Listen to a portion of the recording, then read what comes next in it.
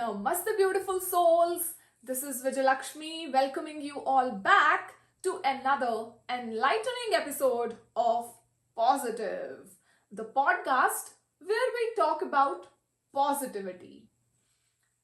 Today, let's start the episode with a thought-provoking question.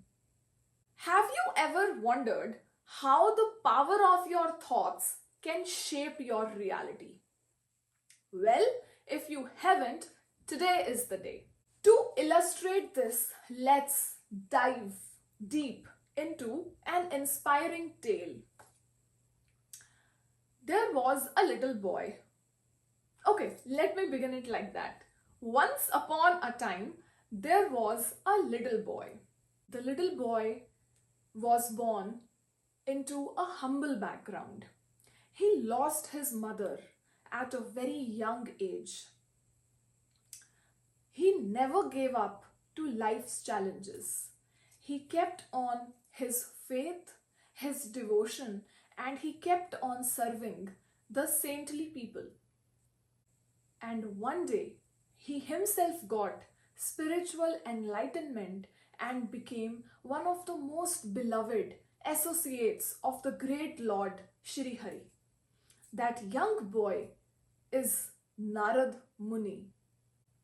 For all of those who have been living under a rock and don't know much about Narada Muni, don't you worry. I'll be very soon making one full episode on our Pauzeitive podcast on Narada Muni. So Narada Muni, as a young boy who lost his mother, was surrendered to the will of the Lord, and he got boon of spiritual enlightenment. His positivity, his spirituality kept him going and changed his most difficult circumstances into beautiful reality. This is the power of spirituality. Being a science student, I understand when people say that we need logic. Let's talk about logic. Let's first begin with a verse from Bhagavad Gita. It is one of the most sacred texts in Hindu philosophy. Okay, so chapter 6, verse 5. Let's see what Lord Krishna has to tell us today. It says, one must deliver himself with the help of his mind and not degrade himself. The mind is the friend of the conditioned soul and his enemy as well. So from this we learn that dual nature of our mind, when harnessed positively, our thoughts can uplift and empower us. Conversely, thoughts can lead to self-destruction and despair. Depression has become a reality now. People are in a need to be helped. And I always keep on telling this tale to everyone that suppose you see a boy who is crying because he has lost his parents. Basically, he is lost. He got separated from his parents. And a person comes and looks at the crying boy and thinks that, oh, maybe the child is hungry. Let me give him something to eat. But the child is still crying. Another person walks by and sees the kid crying and he offers him a blanket, thinking that maybe he's feeling cold. The real reason of his misery is his separation from his parents. Likewise, my beautiful souls, we are crying. We are actually separated from our Creator. And the irony is, we have forgotten Him. And now we are denying His existence.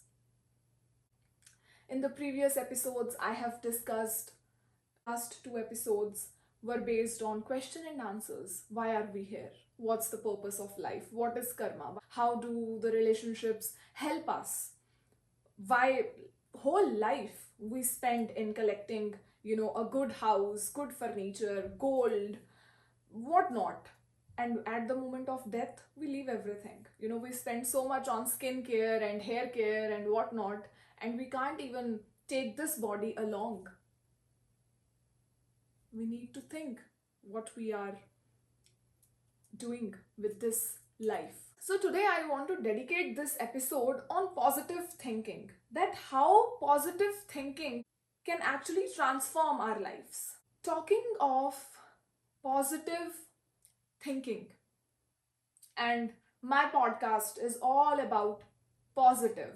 I named it positive. I know it's not the right spellings of positive, because it's not just positive. It is let's pause to live, but have the zeal in us alive to live. So that's why there is a Z, positive. And positive thinking, my father has nourished me with the mindset of being positive. Life is fun if we have positivity. Even modern science echoes these ancient truths.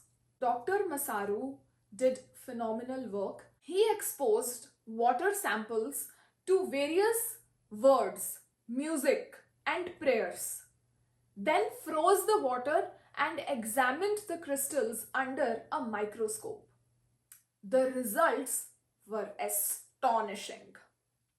Positive words and thoughts. So the water samples which were given positive thoughts, positive words, prayers, positive mantras, they had beautiful, mesmerizing changes in the molecular structure. On the other hand, the water samples which were given negative thoughts, negativity, bad music, bad intentions, had distorted, chaotic, and asymmetrical crystals. This proves that our thoughts and emotions can influence the molecular structure of water. Prayer and music, words, can affect the molecular structure of water, and this, my friends, has been proved. Dr. Masaru's experiment being one proof. If you want science, there is scientific proof. And guess what? Our human clothing, this body, is around 60% water. So what does that mean? That whatever we are feeding our mind, so if we are feeding positivity, we'll have positive. If we are feeding negativity, we'll be negative. Positivity in, positivity out. Negativity in, negativity out. Both here in mind as well as here in our heart. Choice is simple. It's in our hands. One thing we can control is what we are thinking, our thoughts, our emotions. Do I want to think bad about myself and other people and make that my reality, or do I want to think good about myself plus about other people? That will be our reality. And together, if we come, all of us, and we think positive, then we will have a positive world. And whatever we want to be changed in the world, it will be like that, like a dream wonderland. Then Disneyland will not be just one place, the whole world will be Disneyland, the happy place. And when the children are living all together happily, helping one another with positive intentions and love and happiness and giggles and cheer, how happy the parents will be. Likewise, when we all will be happy together, all spreading positivity and kindness, how happy our Creator would be. We have become so practical that we want practical things. Okay, let's learn some practical tips to grow that positive outlook. Because let's be real, not everyone has that positivity. We have to cultivate it. We have to start somewhere, and let today be that day when we start. Let's do something today for the first time, which is to develop a positive outlook. You all must be very positive. That's why you are doing so well. But I need more of positivity, so I'll be sharing what little things that I am doing and that are working for me. Let's practice gratitude. Let's be thankful for whatever we have. I have mentioned it in one of my earliest episodes that I keep a gratitude journal, and every day I pen down 3 things that I am grateful for. And when I go back, it's been a while I'm doing this, and when I go back in the days when I was a student, I am currently a student of life, but when I was a student in university and I was doing part-time work and making both ends meet, and I have written that how I'm feeling grateful that I'm getting groceries without looking at the price tag. So that was a big achievement for me in a foreign land, which is not so foreign anymore. Haribol. Another thing that helps me is surrounding myself with positive people. So let's practice that. Let's surround ourselves with positive people. If you don't like someone's vibe, maintain distance. It's okay. We don't always necessarily have to fight. We can easily maintain distance respectfully. Let's practice kindness. When we do volunteer work or little small kind gestures, they are not just helping other people whom we think in our head that, oh, I am helping this person. No. Our acts of kindness actually help us. So there is nothing to be proud of that I am helping so and so. We are actually helping our own self when we help someone else. Mindfulness and meditation, this is again my favorite. The best part of my day every day is when I, this is my bead bag, and when I get to chant. Like, this is one way of finding solace or connection with the Almighty. There are other beautiful ways too, but this is my favorite. Chanting on my beats. Moreover, one thing that again works for me is reading good books. So whenever you see a girl who is always having a book in her hands while traveling, come say hi. That's me. Setting and achieving realistic goals. Making a vision board or whatever we want to achieve in life, because it builds our momentum towards large aspirations. And let's not forget to celebrate small little wins, yay, moments on our way towards the bigger ones. And there has been research that has proven that positive thinking leads to better mental health, increased resilience, and better overall well-being.